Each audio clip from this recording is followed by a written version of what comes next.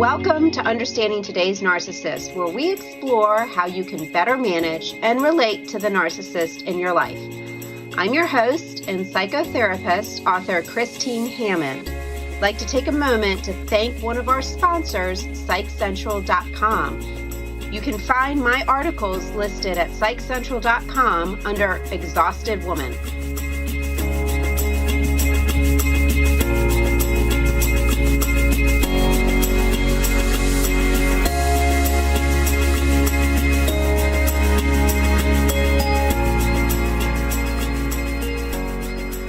Today we're going to talk about the steps you need to take before you tell your narcissistic spouse that you want a divorce. These steps are absolutely essential so that you can maintain a solid mental health and so you can come out of the divorce with the best possible outcome. What you start when you're starting to divorce. Think of this as good preparation. Just like when you were getting married, you probably went through some type of prep for marriage counseling beforehand. If you didn't, you should have. Sorry you didn't. That might be one of the reasons why you're here. So think about that for next time. But the prep for marriage counseling is designed to help highlight some kinds of differences and issues that you might have in your marriage as you go forward. Well, this is the same thing. Divorce is a very big decision. It is as big as the decision to get married, if not more so, because you're ending something. So when you finally have gotten to the point that you want to make that decision, don't just do a knee-jerk reaction and say, I want a divorce without having done any planning. These 10 steps that I'm going to go through with you are absolutely essential for helping you to get started on the right foot. Without them, you might head down a path that you will later regret. So let's talk about the 10 steps. The very first step is to recognize that there is actually an ending, that at some point your marriage is really going to come to an end and you are going to get a divorce. Decide ahead of time what that boundary is and then have the courage to stick to it. So like for instance, if you have a spouse who's cheated on you in the past and you've gone through counseling and the counseling isn't working, set a timetable and say, okay, we got 6 months to make this work. And if it doesn't work, this is a boundary, an example of a boundary.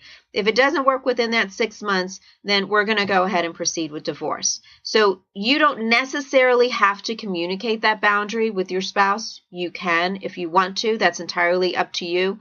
But decide where that boundary is in your own head so that you know what decision you need to make going forward. It will make it a lot simpler for you. So another example of this would be that there's multiple affairs. And once you found out that there's one affair, if there's one more affair, that you will just go ahead and end it. Or it's a sexless marriage in which there hasn't been any sex at all for a long period of time. And if you've gone through repeated amounts of trying to get help and it still hasn't improved, then it might be time to end things. Or perhaps there's been some abuse that the children have witnessed that isn't good for them developmentally. And if your spouse refuses to get help for the abuse that they're inflicting, then you have to consider getting a divorce. These are all boundaries and limitations that you need to set. Once you've set them, whether you've communicated or not, have the courage to stick with it. So the first part is recognizing that your marriage is coming to an end. The second part is to keep quiet. This is not the time to be talking. This is the time to keep quiet about it. Once you have reached that boundary, don't confront your narcissistic spouse with, I'm going to divorce you. This is only going to ignite them into this kind of push-pull maneuver where they're going to push you away and then pull you in and push you away, kind of the I love you, I hate you routine that they will do to keep you from leaving. Another favorite tactic that they use is gaslighting, where the narcissistic spouse will then start saying that you're insane and start showing ways in the past where they've rewritten history to demonstrate how you're the insane one and how they are the sane one. So don't fall into that trap. Keep quiet at first. There will be plenty of time for confronting later on after everything has been lined up. For right now, keep your mouth closed. Number 3. Start looking for evidence. This is the discovery time period. So there's an old saying, it goes, where there is smoke, there is fire. And this is especially true for a narcissist, meaning that they have this insatiable need for attention, approval, affection, and affirmation. And if they're not getting it from you, they're getting it from somewhere. Trust me. So your goal is to find out where that spot is. So it could be anything. It could be in the form of affairs, either physical or emotional. It could be an addiction to drugs, sex, alcohol, spending, work, or gambling. But in order to discover their vices, and you probably know what some of them are already, you just don't know the extent of them, you need to follow the money. Money will always lead you in the right spot. The sad part about all of this is when I've said this to other people in the past, I find out that they don't have access to their spouse's accounts. This is a big fat no-no. You should always have access to your spouse's accounts. When you are married, meaning that your stuff is half theirs and half yours. So in the eyes of the law, everything you have is jointly held, including all accounts for which there is a single name on it of one of the two of you. This is really important that you remember. You should have access to all of this stuff. You might have to do some snooping. You might have to do some digging. You might even have to pull a credit report in order to find out exactly how much debt there might be hanging out there.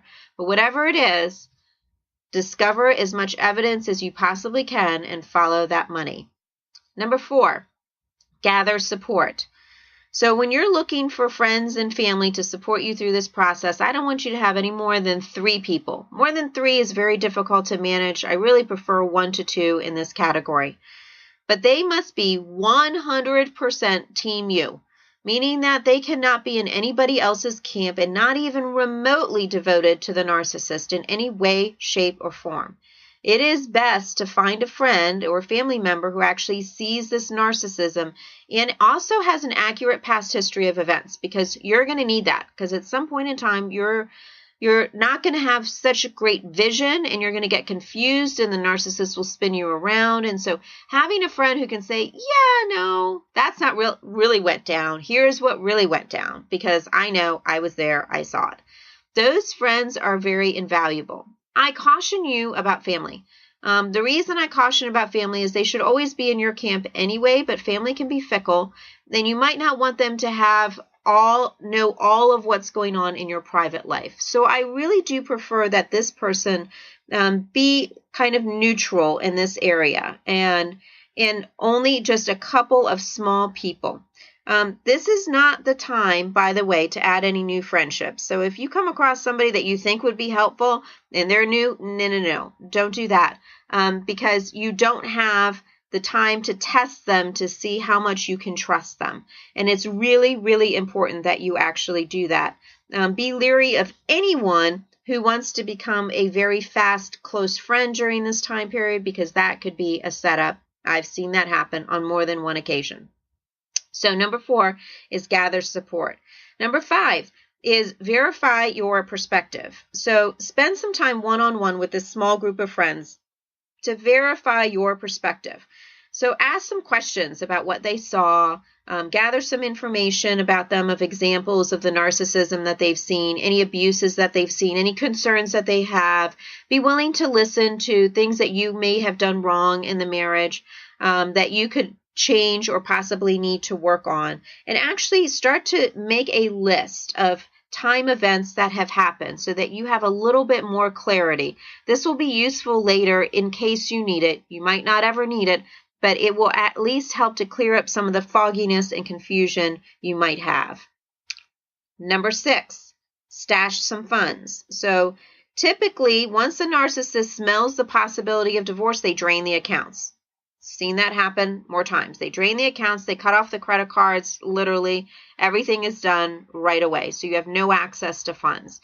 So this would be a time to have some money stashed with some friends or with your family members so that you can have access, have a credit card somewhere that's just in your name, so that you have the ability to use or get access to some funds should you need it. Ideally, this money will not be needed, but it's always better to have these options opened rather than closed. So just remember that even if you have a bank account with just your name on it, it is still marital property, okay? So I want to make sure we're clear about that. So if you're stashing funds, you're going to have to do that outside of the marital property. Number 7, use professionals. Preferably, you should use professionals who are familiar with narcissism, meaning counselors, a divorce lawyer who understands what a narcissist actually does and isn't going to be fooled by the charm that they are going to give not only them, but unfortunately the judge as well. So don't rely on the narcissist to find any professionals, even if they seem really nice and seem like that they can really handle it and, oh, it will be so much easier if we just go through this person. No, don't do that, because you want to make sure that whoever you have is really all on your side. Use professionals on your side. Number 8. This is the hard one. You've got to remove the emotion. When you go through a divorce, it's a grieving process. So you're going to go through all the stages of grief, which are denial, anger, bargaining, depression, and acceptance. The good news is you've got about a year to go through those stages. When you are in the middle of a divorce, you do not have time for this, because you will not be able to think clearly and make rational choices. You have got to think of a divorce as a business proposition or a proposal or a breakup or a contract agreement or negotiation. You cannot think of this as an emotional issue, which it is what it is, but you're going to have to do that after the divorce, because the narcissist will take total advantage of that and really take you to the cleaners on this area. So make sure that you are taking out your emotions and you're doing the best you can to put those emotions on the shelf. You can visit them privately. You can do it later, but don't do it while you're in the middle of negotiations. Stay cool, stay calm, stay collected, and no matter what the narcissist does to try to aggravate you, do not get aggravated. Number 9, discern your timing. So before confronting the narcissist about the divorce, make sure your friends and professionals are all lined up, all the paperwork is done as much as possible, and everybody has agreed on the timing. Don't pull the trigger too soon, or all of this hard work and preparation is going to be lost. You have to do the right timing at the right moment. And when you do confront, I would suggest that you do it in a public place, preferably with other people around. Or you can do it in a counseling office. You could do it in an attorney's office. There's any one of a number of places that you can do it so that there isn't this explosion. Please do not do it at home alone. That is not a safe situation. Number 10, that's pull the trigger. So now's the time to actually confront the narcissist, making sure that you're not using a private location where some kind of abusive act can happen, where a rage can go on. But like I said before, make sure you're choosing the good place, a good location. I would have some friends check in on you. They should know that this is about ready to happen. Have them check in on you during it, afterwards, so that they can make sure that you are okay. Don't be emotional during this time period. Be very direct. And give extremely short responses to any kind of attack or negotiation. Do not try to work things out at this juncture. This is not the right time for it. Absolutely resist the urge to defend any position or to take on any unnecessary blame. And do not engage in any arguments. Just leave that for the attorneys, please. That's what they do. That's what they do best. So these are the 10 steps that I advise people to do when they're in the process of looking at divorcing a narcissist. If you follow these steps, I can't guarantee that things will go smoothly, but for sure they will go a lot better off than if you just do a knee-jerk reaction and say, hey, I want a divorce, without any of the prep work ahead of time. Thank you for listening to Understanding Today's Narcissist. If you've enjoyed the episode, please subscribe to the podcast on iTunes to make sure that you don't miss another one. If you'd like to learn more, you can visit us at growwithchristine.com. Thanks so much for listening, and we'll be back next time with a new episode.